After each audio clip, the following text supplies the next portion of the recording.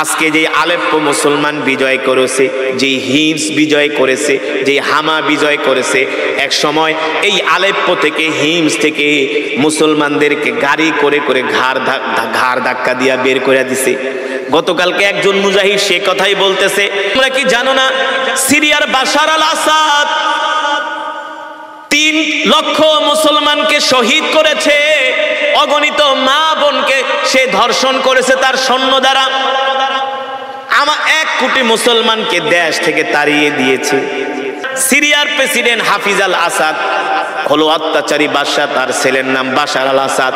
তার মূর্তির উপরে থুতু মারতেছে আর বলতেছে, এ বাশার আল আসাদ, তুই না আমাদেরকে খালি হাতে ট্রাকে ভরে ভরে কন্টেইনারে ভরে ভরে আলেপ্পো থেকে হিমস থেকে হামা থেকে বের করে দিয়েছিলি, দেখ আজকে 13 বছর পরে আমরা ট্যাঙ্ক নিয়ে সিরিয়া দখল করতেছি। আল্লাহু আকবার।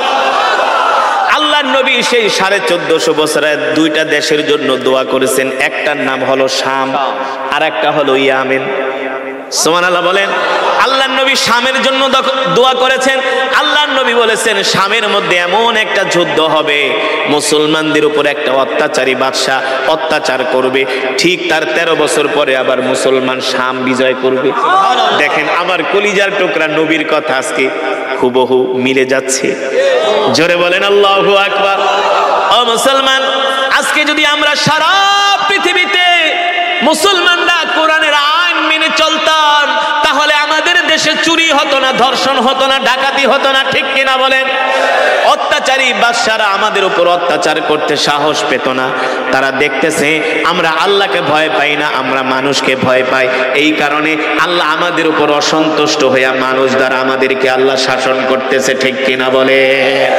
ও মুসলমান, আল্লাহ রাব্বুল আলামিন বলছেন, ওয়াদাল্লাহুল্লাযীনা আমানু মিনকুম ওয়া আমিলুস সালিহাতি লা ইস্তাখলিফান্নাহুম ফিল আরদ কামা ইস্তাখলাফাল্লাযীনা মিন ক্বাবলিহিম।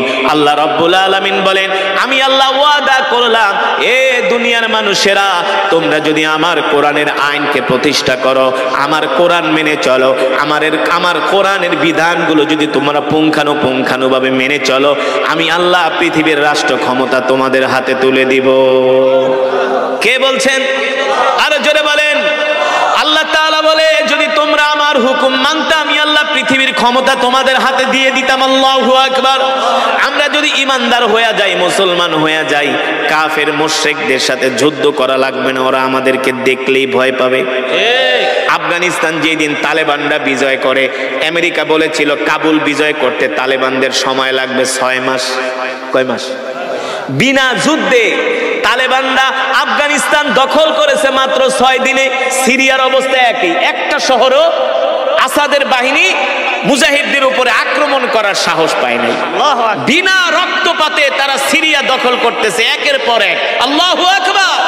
আল্লাহ তাআলা বলে, তোমরা যদি আমাকে ভয় পাও, আমি আল্লাহ কাফের মুশরিকদের অন্তরের মধ্যে তোমাদের ভয় ঢুকায় দিব।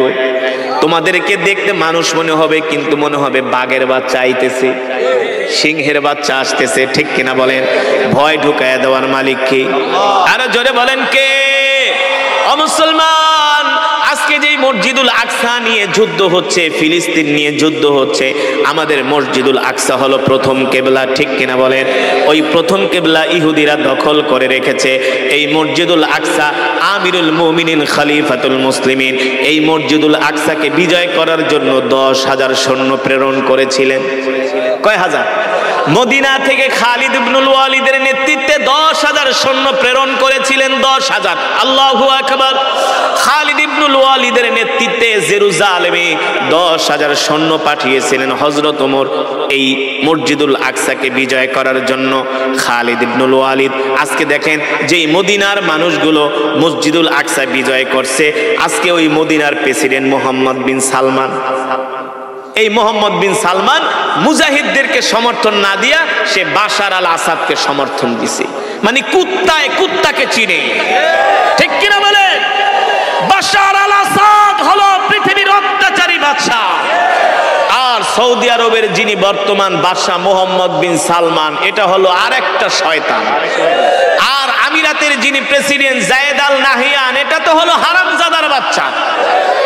আর মিশরের যে প্রেসিডেন্ট মোহাম্মদ সিসি, নাম রাখছে CC, Abdul Fattah al CC, এটা হলো আরেক ইহুদিদের দালাল। ওদের কারণে আজকে মুসলমানরা অত্যাচারিত। আজকে যদি মিশর, আরব আমিরাত, সৌদি আরব, জর্দান, সিরিয়া যদি এক হয়ে যায়, ইসরায়েলের বাবারও সাহস নাই ইহুদিরা একটা ফিলিস্তিনি মুসলমানের গায়ে হাত দেয়, ঠিক কিনা বলে? কিন্তু পৃথিবীতে বর্তমানে একজন প্রেসিডেন্ট আছে যার নাম হলো সুলতান এরদোগান। তিনি হলো বাপের বেটা। এই যে মুজাহিদরা আজকে যেই দেশগুলো দখল করতেছে, এর পিছনে তুরস্কের হাত আছে। তারা শক্তিশালী অস্ত্র দিয়ে তাদেরকে সাহায্য করতেছে। আল্লাহু আকবার। তুরস্কের প্রেসিডেন্ট বলছেন আমরা একদিন জেরুজালেম দখল করব। তুরস্কের প্রেসিডেন্ট বলেছিলেন এরদোগান যে আমরা একদিন সিরিয়া বিজয় করব, হামস বিজয় করব। আল্লাহু আকবার। সেই দিন মুসলমানদের সাথে আমরা কোলাকুলি করব, সাক্ষাৎ করব, আনন্দ বিনিময় করব।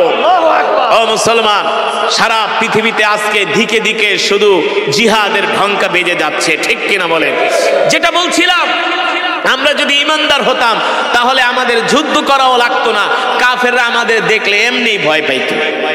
যদি বলেন হুজুর এটা আবার কিভাবে, উদাহরণ দিব? তাহলে ইসলামের ইতিহাস থেকে আপনাদেরকে একটা উদাহরণ দেই। আমিরুল মুমিনিন খলিফাতুল মুসলিমিন হযরত ওমর 10,000 সৈন্যকে রণসাজে সজ্জিত করে প্রেরণ করলেন জেরুজালেমে, মুসলমানদের প্রথম কেবলা দখল করার জন্য, মুক্ত করার জন্য খ্রিস্টান ইহুদিদের হাত থেকে।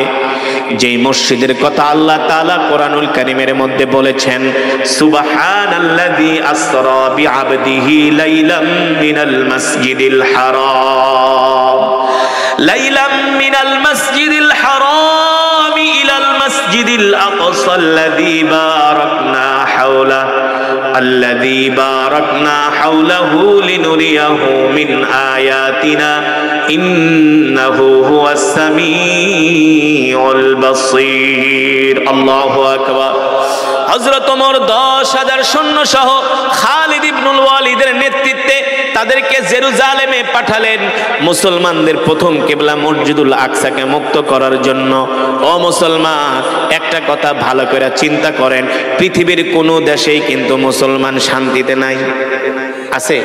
সৌদি আরবের মুসলমানরাও শান্তিতে নাই, বাংলাদেশের মুসলমানও শান্তিতে নাই, আরব আমিরাতের মুসলমানরাও শান্তিতে নাই, কোন দেশের মুসলমান শান্তিতে নাই।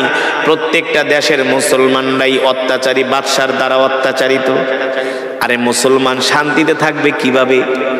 মুসলমানদের প্রথম কেবলা মসজিদুল আকসাই তো ইহুদিরা দখল করে রাখছে। প্রতিদিন মসজিদুল আকসা কাঁদে আর বলে, এ পৃথিবীর 250 কোটি মুসলমান, তোমরা ইহুদিদের কবল থেকে আমাকে মুক্ত করো, ঠিক কিনা বলেন? বলে কি বলে না? প্রতিদিন মসজিদুল আকসা কান্না করে। আজকে সেই মসজিদে আমরা যেতে পারি না। আপনারা এখানে যারা আছেন কেউ কোনোদিন মসজিদুল আকসায় যান নাই? গেছেন? কেন যান নাই? হারামে নামাজ পড়লে 1 রাকাতে 1 লক্ষ রাকাতের সওয়াব, আর মসজিদুল আকসায় 1 রাকাত নামাজ পড়লে 25,000 রাকাতের সওয়াব। মদিনার পরে মসজিদুল আকসার সওয়াব বেশি, 25,000 1 রাকাতে। তো মসজিদুল আকসায় কেন যান না? কারণটা কি? এর কারণ হলো ইহুদিরা ওই মসজিদটা দখল করে তালা মেরা রাখছে। ওই মসজিদ কান্না করে আর বলে, তোমরা কেন আমাকে মুক্ত করো না? তোমরা কেন আমার কাছে আসো না? আমি তো মসজিদুল আকসা তোমাদের প্রথম কিবলা, আমার জন্য কি তোমাদের মায়া লাগে না? আমাকে কি তোমরা ভালোবাসো না? ওই মসজিদুল আকসার ক্রন্দনের কারণে, কান্নার কারণে আমরা মুসলমান শান্তিতে নাই। যেই দিন আমরা মসজিদুল আকসা দখল করতে পারবো, মুক্ত করতে পারবো, সেই দিন সারা পৃথিবীতে শান্তি আসবে। এর আগে শান্তি আসবে না। আপনারা তো এই কথা কোনোদিন চিন্তাও করেন নাই, ঠিক কিনা বলেন? কোনোদিন চিন্তাও করেন নাই। মসজিদুল আকসা কি এটাই জানেন না যেই মসজিদে আমার নবী মেরাজের রাত্রে নামাজ পড়াইছিলেন, ঠিক কিনা বলেন? যেই মসজিদটা হলো আমাদের প্রথম কিবলা, যেই মসজিদের দিকে আমার নবী 17 মাস কিবলা করে নামাজ পড়েছিলেন। কত মাস? 17 মাস কেবলা করে নামাজ পড়েছিলেন। আজকে সেই মসজিদে ইহুদিরা আমাদেরকে ঢুকতে দেয় না, যেতে দেয় না। ফিলিস্তিনিদেরকে সেখানে প্রবেশ করতে দেয় না। সেখানে ইহুদিরা নাপাক করতেছে আমার মসজিদকে। তারা জুতা পায়ে সেখানে উঠে মসজিদকে নাপাক করতেছে। আল্লাহ রাব্বুল আলামিন বলে, দুনিয়ার মানুষ, আমি আল্লাহ তোমাদেরকে দুনিয়াতে শুধু খাওয়ার জন্য পাঠাই নাই, আরাম করার জন্য পাঠাই নাই, ভোগ বিলাসের জন্য পাঠাই নাই। আমি আল্লাহ তোমাদেরকে পাঠাইছি আমার জমিনে আমার বিধান কায়েম করার জন্য। ঠিক কিনা বলেন? হযরত ওমর চিন্তা করলেন, মসজিদুল আকসা কাঁদতেছে আর আমি মদিনার শাসক, এটা হতে পারে না। খালিদ ইবনুল ওয়ালিদকে ডাক দিয়া বলে, খালিদ, আজকেই যাও 10,000 সৈন্য নিয়ে মসজিদুল আকসাকে মুক্ত করে নিয়ে আসো। খালিদ ইবনুল ওয়ালিদ 10,000 মুজাহিদ নিয়ে জেরুজালেমে রওনা হলেন। জেরুজালেমে যায়া পুরা মসজিদুল আকসা তারা চতুর্দিকে ঘেরাও করলেন। চতুর্দিকে 10,000 সেনাবাহিনী ঘেরাও করলেন। ইহুদি খ্রিস্টানদের কাছে পত্র লিখলেন, এ খ্রিস্টানরা শুনে রাখ, আমরা মুহাম্মদ সাল্লাল্লাহু আলাইহি সাল্লামের সাহাবী আমিরুল মুমিনিন খলিফাতুল মুসলিমিন হযরত ওমর আমাদেরকে পাঠাইছে, যতক্ষণ পর্যন্ত আমরা মসজিদুল আকসা মুক্ত না করব, দখল না করব তোদের হাত থেকে, ততক্ষণ পর্যন্ত আমরা মদিনায় ফিরে যাব না। শুধু মদিনায় ফিরে যাব না, আমরা একজন মুজাহিদ জীবিত থাকা অবস্থায় তোরা আমাদের মসজিদকে দখল করে রাখতে পারবি না। জোরে বলেন আল্লাহু আকবার, আরো জোরে বলে আল্লাহু আকবার। খালিদ ইবনুল ওয়ালিদ চিঠি পাঠাইলো, মসজিদুল আকসা কি ফিরায় দিবি নাকি আমাদের সাথে লড়াইতে অবতীর্ণ হবি? আর যদি লড়াইতে অবতীর্ণ হস মুসলমানের সাথে, মনে রাখিস আমাদের তরবারির হাত থেকে একজনও বাঁচতে পারবি না। এই চিঠি পাঠালেন খালিদ ইবনুল ওয়ালিদ, কারণ কুকুরকে মুগুর না দিলে কখনো কুকুর সোজা হয় না। ওই ইহুদিরা হলো কুকুরের বাচ্চা, ঠিক কিনা বলে? ওই কুকুরদেরকে মুগুর না দিলে তারা কোনোদিন ঠান্ডা হয় না। হিজবুল্লাহর সাথে যুদ্ধ লাগছে। হিজবুল্লাহ 1 মাস শুধু ক্ষেপণাস্ত্র দিয়া রকেট হামলা করছে। কুকুররা ভয় পায়া হিজবুল্লাহর সাথে তারা এবার যুদ্ধবিরতিতে রাজি হয়েছে, কিন্তু ফিলিস্তিনিরা দুর্বল, ওদের সাথে যুদ্ধবিরতিতে রাজি হয় না।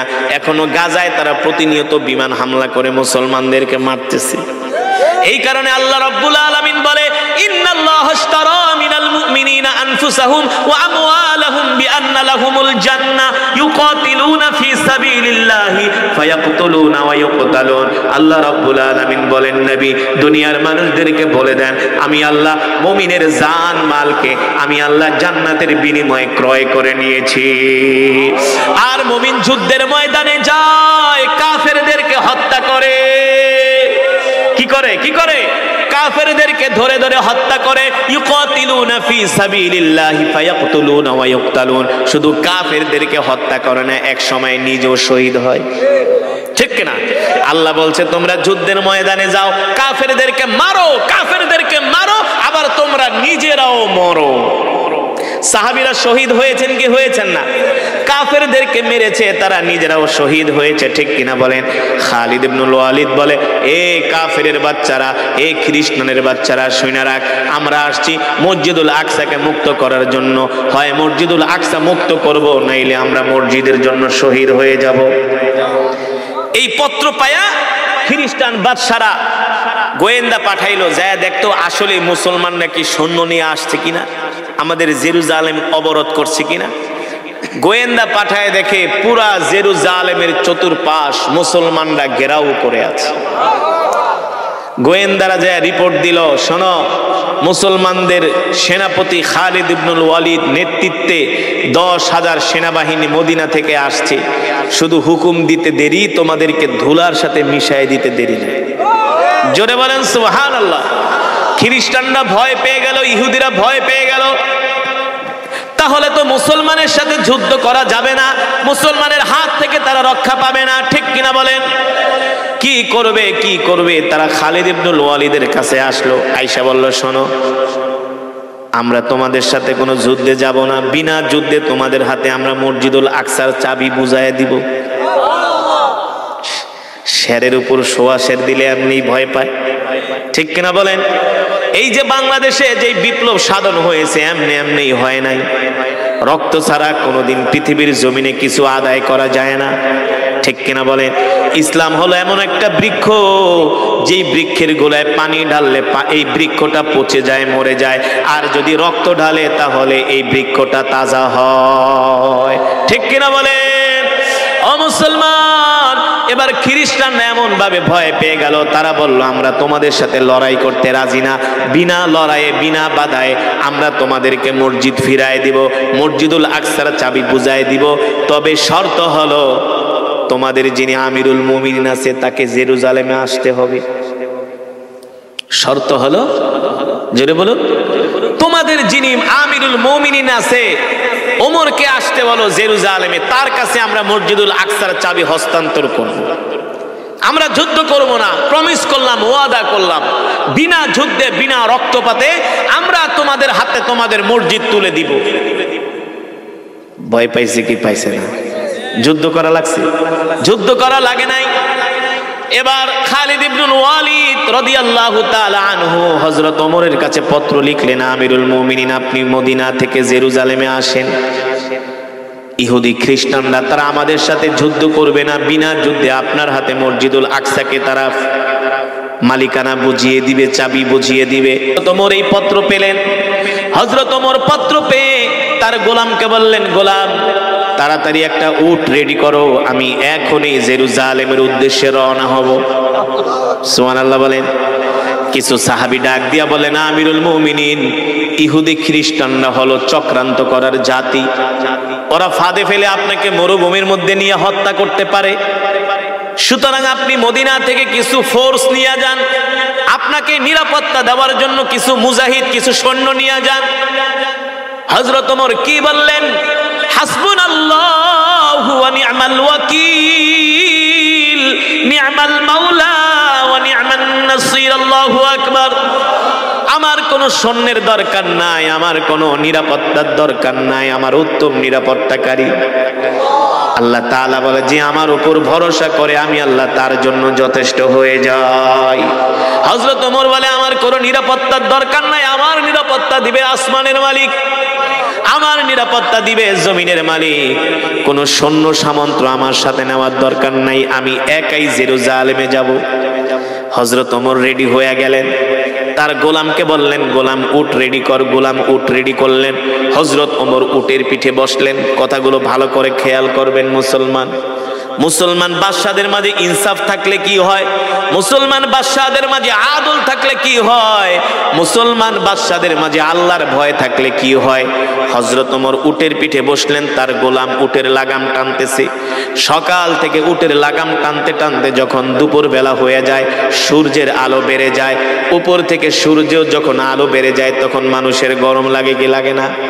একে তো উপরের আলো, দ্বিতীয়ত হলো নিচের মরুভূমির বালুগুলো একেবারে উত্তপ্ত হয়ে গেছে। ওই যে গোলাম উটের লাগাম টানতেছে, উটের লাগাম টানতে টানতে হযরত ওমর দেখতেছে তার গোলামের মাথা থেকে কপাল থেকে ঘাম ঝরতেছে, টপ টপ করে ঘামের ফোঁটা পড়তেছে। হযরত ওমর তাকায় দেখলেন তার গোলামের কষ্ট হইতেছে। হযরত ওমর নিজে উটের পিঠ থেকে লাফ দিয়া জমিনে পড়ে গেল। গোলামকে বললেন, কিফিয়া গোলাম, এ গোলাম থাম থাম থাম, এবার তুই উটের পিঠে বস, আমি নিজে উটের লাগাম টানবো। গোলাম বলতেছে, আমিরুল মুমিনিন এটা কি বলেন? আমি আপনার গোলাম, আমি আপনার খাদেম, আমি আপনার চাকর, আমার কাজই তো হলো উটের লাগাম টানা। না না না, এই বেয়াদবি আমি করতে পারবো না। হযরত ওমর বলে, বেটা যেটা বলছি সেটা কর, তুই যদি এখন উটের পিঠে না বসস, তোর কষ্ট হইতেছে, ঘাম ঝরতেছে, আল্লাহ যদি হাসরের ময়দানে আমাকে ধরে আর বলে, ওমর আমি দুনিয়াতে তোমাকে ক্ষমতা দিয়েছিলাম, তুমি একজন সাধারণ গোলামের উপরে ইনসাফ করো নাই, আমি আল্লাহর দরবারে ওমর জবাব দিতে পারবো না। ঠিক কিনা বলে? আমি বাদশা হয়েছি, প্রেসিডেন্ট, খলিফা হয়েছি, তাতে কি হয়েছে? তোর প্রতি আমার ইনসাফ করতে হবে। আল্লাহু আকবার। আজকে তুই আমার ভাই, আমি তোর ভাই। এবার সাধারণ গোলামকে উটের পিঠে চড়ায়া হযরত ওমর নিজেই উটের লাগাম টানতেছে। উটের লাগাম টানতে টানতে মরুভূমির উত্তপ্ত বালুতে হযরত ওমরের পা গরম হয়ে যাচ্ছে, সূর্যের আলোতে মাথা গরম হয়ে যাচ্ছে। এবার হযরত ওমরের মাথা থেকে কপাল থেকে ঘাম টপ টপ করে পড়তেছে, দাড়ি ভিজে ভিজে ঘামের ফোঁটা পড়তেছে, গোলাম এই দৃশ্য দেখতেছে। আল্লাহু আকবার। হযরত ওমর উটের লাগাম টানতেছে, তারপরও তার খাদেমকে, তারপরও তার গোলামকে বলে না বেটা উটের পিঠ থেকে নাইমা লাগাম টান, আমি একটু উটের পিঠে বসি। হযরত ওমর বলে না, উটের লাগাম টানতেছে টানতেছে টানতেছে টানতেছে টানতেছে। এবার গোলাম বলে আমিরুল মুমিনিন আমাকে ক্ষমা করবেন, আপনি উটের পিঠে বসেন, আমি এবার উটের লাগাম টানি। হযরত ওমর এবার উটের পিঠে বসলেন, আবার তার গোলাম উটের লাগাম টানতেছে। এইভাবে পালাক্রমে হযরত ওমর আর গোলাম দুইজনে মিলে উটের লাগাম টানতে টানতে জেরুজালেমের দিকে যাচ্ছে। যখন একেবারে জেরুজালেমের দ্বার প্রান্তে যাবে, হযরত ওমর দেখতেছে তার গোলাম আবার উটের লাগাম টানতে টানতে একেবারে পেরেশান হয়ে গেছে, অসুস্থ হয়ে গেছে। গোলামের মাথা থেকে শরীর থেকে ঘাম ঝরতেছে। হযরত ওমর উটের পিঠ থেকে লাফ দিয়া জমিনে নামলেন, আর গোলামকে বললেন গোলাম এবার তুমি উটের পিঠে বসো। গোলাম ডাক দিয়া বললে আমিরুল মুমিনিন, ওই যে জেরুজালেম দেখা যায়, জেরুজালেমের হাজার হাজার মানুষ আপনাকে অভ্যর্থনা দেওয়ার জন্য, সংবর্ধনা দেওয়ার জন্য দাঁড়ায় আছে। ওই সময় যদি জেরুজালেমের মানুষগুলো দেখে একজন সাধারণ গোলামকে উটের পিঠে চড়ায়া একজন খলিফা উটের লাগাম টানতেছে, তারা কি ভাববে, কি মনে করবে? এই বেয়াদবি আমি আপনার সাথে করতে পারবো না। হযরত ওমর বলে বেটা তুই কি আমাকে হাসরের ময়দানে আল্লাহর আদালতে ধরা খাওয়াবি নাকি? জেরুজালেমের মানুষ কি বললো না বললো এটা আমার দেখার বিষয় নয়। আমার আল্লাহ যদি আমাকে হাসরের মাঠে ধরে আমি কোনো এই প্রশ্নের জবাব দিতে পারবো না, ঠিক কিনা বলেন? গোলাম বলে না না আপনি আমাকে ক্ষমা করবেন, এই সময় আমি উটের পিঠে বসবো আর আপনি উটের লাগাম টানবেন। চিন্তা করছেন পৃথিবীতে এমন রাজা বাদশা আছে নাকি যে সাধারণ গোলামকে উটের পিঠে বসায় নিজেই উটের লাগাম টানে? ও মুসলমান, আমরা কারা, কি আমাদের পরিচয়, কোথায় আমাদের শিকড়, আমরা কি ছিলাম আর আজকে কি হয়ে গেছি, ঠিক কিনা বলেন? যে মুসলমান পৃথিবীর মানুষদেরকে সভ্যতা শিখিয়েছে, ইনসাফ শিখিয়েছে, আজকে সেই মুসলমানরাই ইনসাফ লঙ্ঘন করতেছে, ঠিক কিনা বলেন? হযরত ওমর বলে বেটা গোলাম উটের পিঠে বস। এবার সাধারণ গোলামকে উটের পিঠে বসায়া হযরত ওমর উটের লাগাম টানতেছে। আল্লাহু আকবার। উটের লাগাম টানতে টানতে জেরুজালেমে প্রবেশ করতেছে। জেরুজালেমের মানুষগুলো সংবর্ধনা দিতেছে, ফুল ছিটাচ্ছে, মনে করতেছে ওই গোলামই হলো আমিরুল মুমিনিন, তার শরীরের উপরে ফুলের পাপড়ি ছটাচ্ছে, তাকে সংবর্ধনা দিচ্ছে। জেরুজালেমের কিছু মানুষ জিজ্ঞেস করে তোমাদের গোলাম কেমন দেখা যায় কেন? গোলামের চেহারা দেখলে তো কিছুটা হযরত ওমর, তো হযরত ওমরই, ঠিক কিনা বলে? যাকে দেখলে ইবলিস শয়তান পর্যন্ত ভয় পায়। যেই ওমরের সম্বন্ধে আল্লাহর নবী বলেছেন লাউ কানা বাদি নাবিয়্যুল্লাহ কানা ওমর। আল্লাহু আকবার। আল্লাহ যদি আমার পরে কাউকে নবী বানায় দুনিয়াতে পাঠাইতো, ওমরকে আল্লাহ নবী বানাতো। তো সেই ওমর দেখতে কেমন মানুষ হিসাব মিলাইতে পারে না। একবার আমিরুল মুমিনের দিকে তাকায়, যে লাগাম টানে তার দিকে তাকায়, আর একবার গোলামের দিকে তাকায়, হিসাব মিলাইতে পারে না। কে তোমাদের বাদশা, কে তোমাদের আমিরুল মুমিনিন? সাহাবীরা বলে এ জেরুজালেমের মানুষেরা, তোমরা দ্বিধা দ্বন্দ্বে পড়ে গেছো, তোমরা মনে করেছো যিনি উটের পিঠে বসে আছে তিনি আমাদের খলিফা। আসলে না না না, যিনি উটের লাগাম টানতেছেন তিনি হলেন আমাদের খলিফা। তাহলে উটের পিঠে বসে আছে উনি কে? সাহাবীরা বলতেছেন যিনি উটের পিঠে বসে আছেন সে হলো খলিফার গোলাম। আল্লাহু আকবার। আর জোরে বলি আল্লাহু আকবার। জেরুজালেমের ইহুদি খ্রিস্টানরা বলে যে ওমর একজন সাধারণ গোলামকে উটের পিঠে চড়ায়া যে উটের লাগাম টানতে পারে, সেই ওমরই হলো সত্যিকারে একজন ভালো শাসক, সেই ওমরই হলো সত্যিকারে একজন ইনসাফপূর্ণ শাসক। তার মধ্যে ইনসাফ আছে, ন্যায় পরায়ণতা আছে। আমরা যদি এই ওমরের অধীন হয়ে যাই আমরাও শান্তি পাবো। ওমর কখনো আমাদের হক নষ্ট করবে না। আল্লাহু আকবার। এবার হযরত ওমর জেরুজালেমে প্রবেশ করলেন, নামাজের সময় হয়ে গেল। আল্লাহু আকবার। আর জোরে বলেন আল্লাহু আকবার। সেইখানে হযরত ওমর ইহুদিদেরকে বললেন আমার নামাজের জায়গা করে দাও। সুবহানাল্লাহ বলবেন না? কি করে দাও? আমাদের নামাজের জায়গা করে দাও। হযরত ওমরকে নামাজের জায়গা করে দেওয়া হলো। এবার নামাজের পর হলো খাবার পালা। কিসের পালা? সাহাবীরা হযরত ওমরকে খাবার খেতে নিয়ে যাবে, মেহমানদারি করার জন্য নিয়ে যাবে। জেরুজালেমের মানুষগুলো মেহমানদারি করানোর জন্য প্রস্তুত। কিন্তু হযরত ওমর যে জামা পরে গেছে ওই জামার মধ্যে 100 তালি। কয় তালি? যে জুব্বাটা পরা সেই জুব্বার ভিতরে 100 তালি। আল্লাহু আকবার। কিছু সাহাবী বলে, আমিরুল মুমিনিন, কিছু যদি মনে না করেন, আপনার জামার মধ্যে 100টা তালি, আমরা আপনার জন্য একটা নতুন জামার ব্যবস্থা করছি, আপনি নতুন জামাটা পইরা পুরান জামাটা খুইলা দেন। জেরুজালেমের মানুষগুলো কি বলবে? হযরত ওমর বলে, বেটা, আমার কলিজার টুকরা নবী সিরা জামা পরেছেন, শিলি দেওয়া জামা পরেছেন, রিপু করা জামা পরেছেন, আর আমি তার খলিফা, আমি তার সাহাবী। জেরুজালেমের মানুষগুলো যাই মনে করুক না করুক তাতে আমার কিছু যায় আসে না। আমার আল্লাহর নবীও সিরা জামা পরিধান করেছে। আল্লাহু আকবার। জোরে বলুন আল্লাহু আকবার। আমার নবী যদি তালিওয়ালা জামা পরতে পারে, আমি ওমর কেন পরতে পারবো না? ও মুসলমান, এই হলো মুসলমানদের আদর্শ, এই হলো মুসলমানদের চরিত্র। এই চরিত্র, এই আদর্শ মুসলমানদের মাঝে কখন গঠন হবে? যখন মুসলমান ইসলামকে পরিপূর্ণভাবে আঁকড়ে ধরবে। ঠিক কিনা বলেন? আল্লাহ তাআলা কোরআনুল কারীমের মধ্যে সে কথাই বলছেন, ইয়া আইয়ুহাল্লাযীনা আমানু দুখুলু ফিস সিলমি কাফা ওয়া লা তাত্তাবিউ খুতুওয়াতিশ শাইতান ইন্নাহু লাকুম আদুউম মুবিন। আল্লাহ রাব্বুল আলামিন বলেন, এ দুনিয়ার মানুষ, তোমরা পরিপূর্ণভাবে ইসলামের মধ্যে প্রবেশ করো, পরিপূর্ণভাবে দ্বীনের মধ্যে প্রবেশ করো। আজকে আমরা ইসলামের মধ্যে প্রবেশ করি না, দ্বীন আমরা মানি না, ইসলাম আমরা মানি না। অথচ সাহাবায়ে কেরাম কেমন ছিলেন? সাহাবায়ে কেরাম আল্লাহর জমিনে আল্লাহর দ্বীন কায়েমের জন্য, আল্লাহর হুকুম মানার জন্য সাহাবায়ে কেরাম জীবন দিয়েছেন। ঠিক কিনা বলে? দিয়েছেন কি দিয়েছেন না? সাহাবায়ে কেরাম জীবন দিয়েছেন, রক্ত দিয়েছেন, আল্লাহ ছাড়া কারো সামনে মাথা নত করে নাই। ঠিক কিনা বলেন? আমরা ওয়াদা করব, আমরাও জীবনে যতদিন বাঁচবো আল্লাহ ছাড়া কারো সামনে মাথা নত করব না। রাজি আছেন? রাজি আছেন ইনশাআল্লাহ?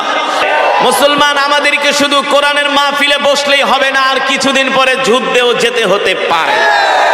ভারতের দাদা বাবুরা আমাদেরকে হুমকি দেয়, ওরা নাকি আমাদের খুলনা নিয়ে যাবে, চট্টগ্রাম নিয়ে যাবে, রাজশাহী নিয়ে যাবে।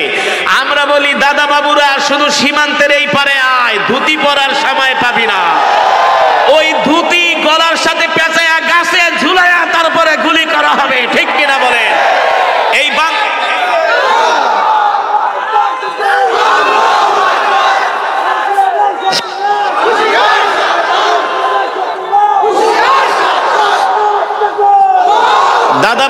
দাদা বাবুরা আমাদেরকে হুমকি দেয়, তারা নাকি কক্সবাজার নিয়ে যাবে। আমরা বলি, কক্সবাজার কি তোর বাপ দাদার সম্পত্তি নাকি? 1971 সালে বাংলাদেশ আমাদের বাপ দাদারা স্বাধীন করেছে। আমরা 2024 5ই আগস্টে রক্ত দিয়েছি, সরাসরি রাজপথে ছিলাম। যেই জাতি 2 বার স্বাধীনতা আনতে পারে, ওই জাতি 3 বারও মরতে পারে। আমাদেরকে মৃত্যুর ভয় দেখায় লাভ নাই। মুসলমান বাঁচলে গাজী, মরলে শহীদ। মুসলমান মরলেও লাভ, বাঁচলেও লাভ। আর তোরা মরলে তোরাই যাবি চিতায়। তোরা খাস গরুর মুত, আমরা খাই গরুর দুধ।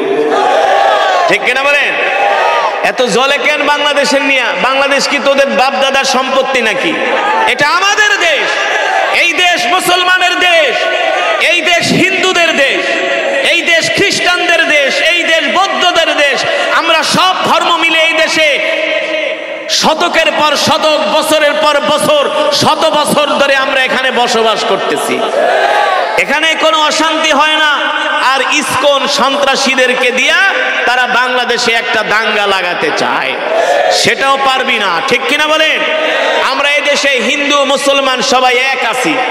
দেশের জন্য আমরা জীবন দিতে পারি, ইসলামের জন্য আমরা শহীদ হতে পারি। ঠিক কিনা বলেন মুসলমান? মুসলমান, আমি যে কোরআন আপনাদের সামনে তেলাওয়াত করলাম, এই কোরআনের জন্য আল্লাহর নবী রক্ত দিছে কি দিছে না? জোরে বলেন। আমরা সেই বিশ্ব নবীর শিষ্য, ঠিক কিনা বলেন? আল্লাহ তাআলা কোরআনুল কারীমের মধ্যে সে কথাই বলছেন, ওয়া নুনাজ্জিলু মিনাল কুরআনি মা হুয়া শিফাউ ওয়া রাহমাতুল লিল মুমিনিন ওয়া লা ইয়াজিদুজ জালিমিনা ইল্লা খাসারা। আল্লাহ রাব্বুল আলামিন বলেন, নবী আমি আল্লাহ আপনার উপর যেই কোরআন নাজিল করেছি, এই কোরআন আমি মুমিনের শেফার জন্য, মুক্তির জন্য নাজিল করেছি। আল্লাহু আকবার। মুসলমান, আল্লাহর কসম করে বলি, বাংলার জমিনে যদি কোরআনের আইন থাকতো তাহলে ভারত আমাদেরকে হুমকি দেওয়ার সাহস পেত না। যেমন আফগানিস্তানকে এখন পৃথিবীর কোন দেশ হুমকি দেওয়ার সাহস পায় না, কারণ জানে আফগানের মোল্লারা আল্লাহ ছাড়া কাউকে ভয় পায় না। ওই সমস্ত ভারতকে তারা গণায় ধরে না, আমেরিকাকে তারা গণায় ধরে না। ওই মোল্লাদের হাতে 20 বছর আমেরিকা মার খেয়েছে। কাদের হাতে? মোল্লাদের হাতে। মোল্লাদের হাতে, আফগান না, আফগানের মোল্লা। কপাল ভালো হইলে বাংলাদেশের মোল্লাদের হাতেও ভারত মার খাইতে পারে। বাংলাদেশের প্রতিটা মাদ্রাসা ক্যান্টনমেন্ট হবে, সেখান থেকে যুদ্ধ পরিচালনা হবে। আমাদেরকে হুমকি দেয়। ও মুসলমান, এই বাংলার জমিনে যদি কোরআনের শাসন থাকতো তাহলে পৃথিবীর কোন পরাশক্তি এই দেশের দিকে তাকাইতে পারতো না ভয়ে, ঠিক কিনা বলেন? কারণ আল্লাহ রাব্বুল আলামিন এই কোরআন শুধু আমাদেরকে খতম পড়ার জন্য দেয় নাই, মিলাদ পড়ার জন্য দেয় নাই। এই কোরআন দিয়েছে আল্লাহ তাআলা তার হাবিবকে বলেছেন, আলা লাহুল খালকু ওয়াল আমর তাবারাকাল্লাহু রাব্বুল আলামিন। নবী আপনি মক্কার জমিনে কোরআন পড়েন, মক্কার কাফেরেরা কোরআন তেলাওয়াতে বাধা দেয়, মক্কার কাফেরেরা আপনাকে কোরআনের দাওয়াত দিতে দেয় না, দ্বীনের দাওয়াত দিতে দেয় না। মক্কার কাফেররা আপনার উপর অত্যাচার করে, নির্যাতন করে, জুলুম করে। নবী গো আপনি মক্কার কাফেরদেরকে ভয় পাবেন না, মক্কার কাফেরদের সামনে বুক উঁচু করে ঘোষণা করে দেন, আলা লাহুল খালকু ওয়াল আমর তাবারাকাল্লাহু রাব্বুল আলামিন। এ মক্কার কাফেরেরা শুনে রাখো, আমি নবী মুহাম্মদ সাল্লাল্লাহু আলাইহি সাল্লাম ঘোষণা করতেছি, আজ থেকে আসমান যার আইন চলবে তার, ঠিক কিনা বলে? জমিন যার বিধান চলবে তার। আল্লাহর নবী মক্কার কাফেরদেরকে ভয় করে নাই, ভয় করছে। আমরাও সেই বিশ্ব নবীর শিষ্য, আমরাও আল্লাহ ছাড়া কাউকে ভয় করব না, ঠিক কিনা বলে?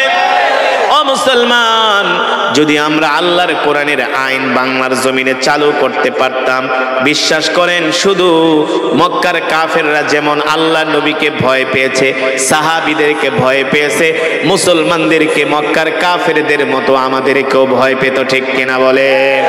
যদি আমরা ইসলামটাকে পরিপূর্ণ মানতাম, পরিপূর্ণভাবে মানতাম, আল্লাহ তাআলা কোরআনুল কারীমের মধ্যে সে কথাই বলছেন, ইয়া আইয়ুহাল্লাযীনা আমানু দুখুলু ফিস সিলমি কাফা ওয়া লা তাত্তাবিউ খুতুওয়াতিশ শাইতান। আল্লাহ রাব্বুল আলামিন বলেন, নবী দুনিয়ার মানুষদেরকে বলে দেন তারা যাতে ইসলামের মধ্যে পরিপূর্ণভাবে প্রবেশ করে। আমরা কি ইসলাম পুরা মানি নাকি? জোরে বলেন।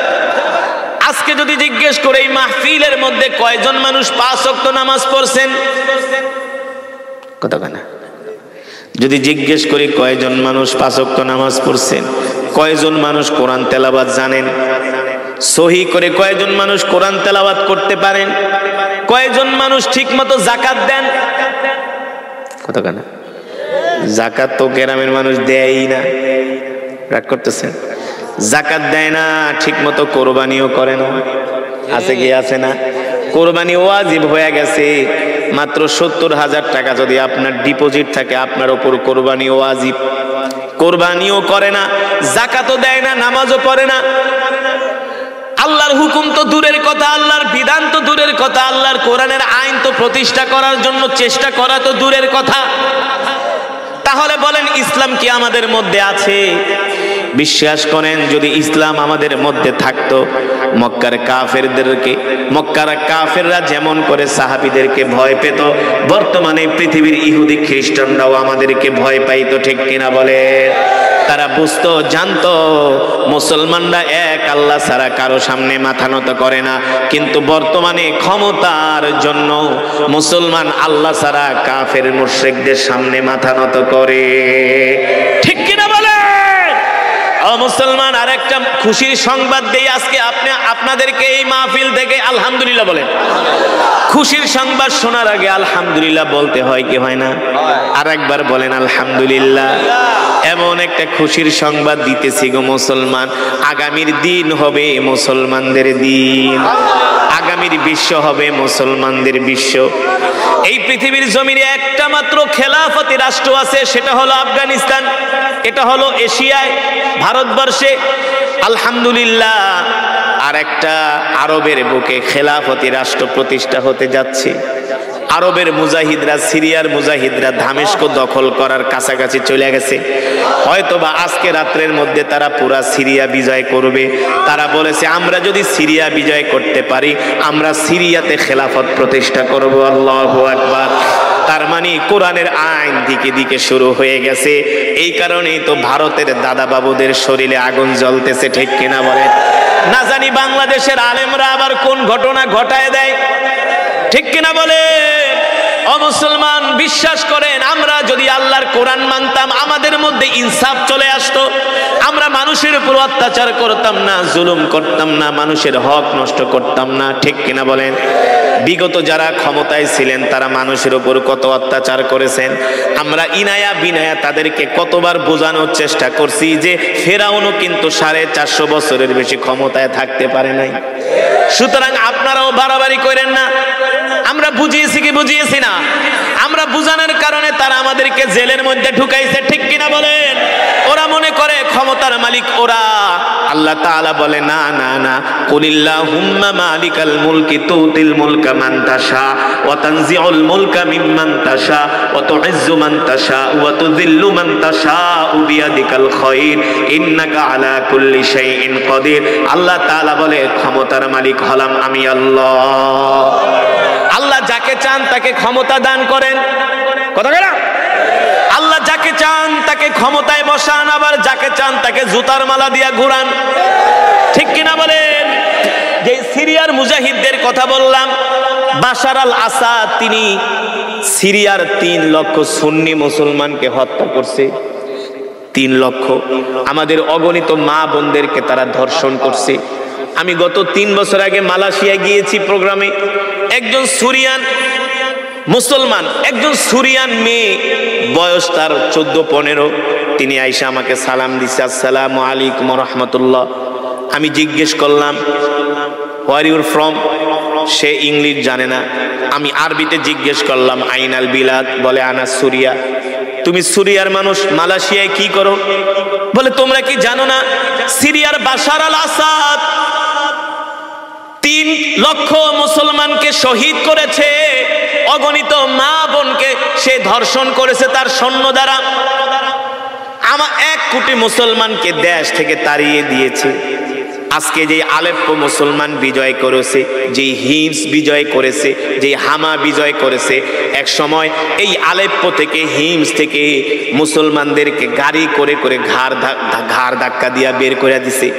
গতকালকে একজন মুজাহিদ সে কথাই বলতেছে, বাশারের মূর্তির সামনে দাঁড়ায় বাশারের মূর্তির উপরে থুতু মারে, লাথি মারে, আর বলে বাশার, এ বাশার আল আসাদ।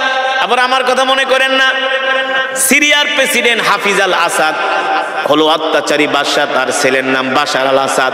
তার মূর্তির উপরে থুতু মারতেছে আর বলতেছে, এ বাশার আল আসাদ, তুই না আমাদেরকে খালি হাতে ট্রাকে ভরে ভরে, কন্টেইনারে ভরে ভরে আলেপ্পো থেকে, হিমস থেকে, হামা থেকে বের করে দিয়েছিলি। দেখ আজকে 13 বছর পরে আমরা ট্যাঙ্ক নিয়ে সিরিয়া দখল করতেছি। আল্লাহু আকবার। আল্লাহর নবী সেই 1450 বছরে 2টা দেশের জন্য দোয়া করেছেন। একটার নাম হলো শাম, আর একটা হলো ইয়ামেন। সুবহানাল্লাহ বলেন। আল্লাহর নবী শামের জন্য দোয়া করেছেন।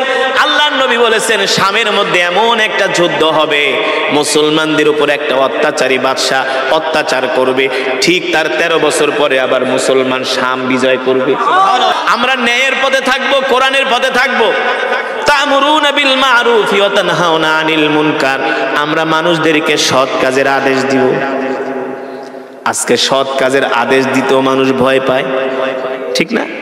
সৎ কাজের আদেশ দিতেও ভয় পায়। এই সমাজের মধ্যে কিছু মানুষ আছে দেখবেন নামাজের কথা বললে তারা রাগ করে, করে কি করে না? এমনও মুসলমান আছে সমাজের মধ্যে নামাজ পড়ে না, শুক্রবারে জুমার দিন পর্যন্ত মসজিদে যায় না, শুক্রবারে জুমার দিনে ঘরে বৈশা সিগারেট খায়। হ্যাঁ, আমি চাঁদপুরে এক মাহফিলে গিয়েছিলাম। ওই মাহফিল হয় 50 বছর ধরে। কত বছর? 50 বছর।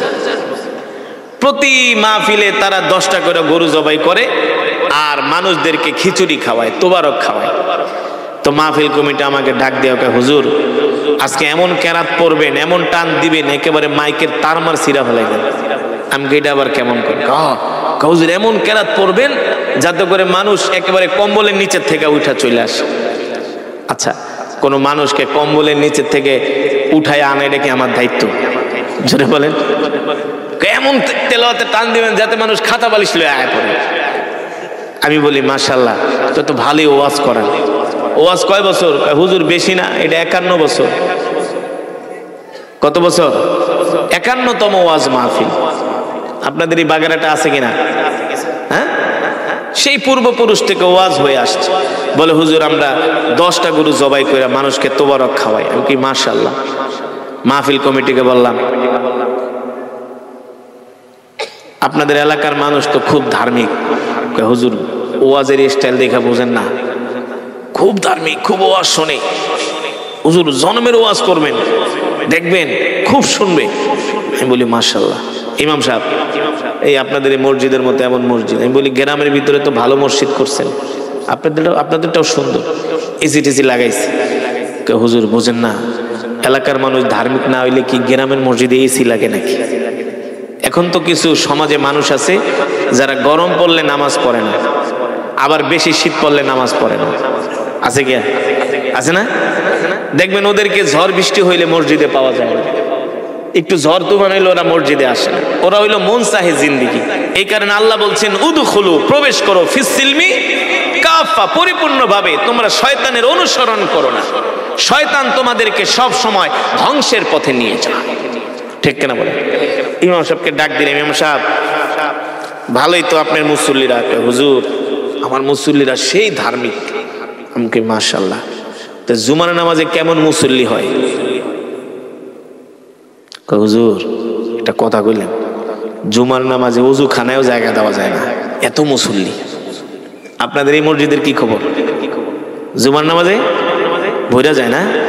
মাশাআল্লাহ। আপনি কি ইমাম সাহেব? খতিব সাহেব। ভইরা যায় জুমার নামাজে, ভইরা যায়। ইমাম সাহেবকে কইলাম জুমার নামাজে ভইরা যায়, তাহলে তো খুব পাক্কা মুসল্লি আপনার। হুজুর খুব পাক্কা মুসল্লি, জুমার দিন সবাই পড়ে। তো বেশ ভালো কথা। তো ফজরের নামাজের কি অবস্থা? কোন নামাজ? কথা কেনা? ফজরের নামাজের কি অবস্থা? ইমাম সাহেবকে হুজুর লজ্জা দিয়েন না। আমি কেন? এতক্ষণ তো ফটর ফটর করছেন, এখন কর না কেন? আপনার মুসল্লিরা খুব ধার্মিক। হুজুর 80 ঘরে খাই। কয় ঘরে? 80 ঘর বোঝেন তো? হুজুর 80 ঘরে খাই, 8 জন মুসল্লিও ফজরের নামাজে আসে না। আপনাদের মসজিদের কি খবর? ফজর নামাজে একই। আমি একবার ফজরের সময় এদিকে এক মসজিদে নামাজ পড়ছিলাম, সাতক্ষীরা থেকে মাহফিল কইরা যাওয়ার সময় সম্ভবত জুমার ফজর নামাজ পড়ছিলাম এইদিকে এক জায়গায়। এমনই এক কাতারও হয় না। আমরা ড্রাইভার আর 2 জন খাদেম আর আমি, 4 জন মিলার পরে মনে হয় আধা কাতার হয়েছে। আচ্ছা বলেন, যে সমাজের মুসলমান নামাজ পড়ে না, ওই সমাজে কোনোদিন শান্তি আসতে পারে? শান্তি আসতে পারে? পারে না। এই যে এখন শীতের দিন আসছে, এখন মসজিদে মুসল্লি পাবেন না। এই মিয়া, ঠান্ডা পানি দিয়া ওযু করে নামাজ পড়া এত সোজা না, এত সোজা না। তাও ফজর, তাও এশা, তাও কি এশা, তাও ফজর।